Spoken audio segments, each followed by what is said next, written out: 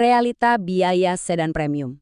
Ini adalah landasan dasar buat seluruh perbandingan kita nanti.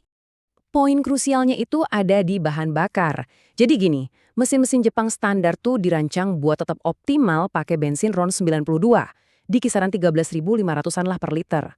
Cukup ekonomis kan? Nah, tapi begitu kita masuk ke ranah mobil Eropa atau mesin-mesin turbo dan kompresi tinggi, aturannya langsung berubah drastis. Mesin-mesin ini wajib banget minum RON 95, yang harganya bisa sampai 15 ribuan per liter. Kenapa ini penting banget? Soalnya kalau Anda nekat ngasih minum oktan rendah, Anda literally mempertaruhkan nyawa mesin itu sendiri karena resiko knocking atau ngelitik. Bahaya banget buat jangka panjang.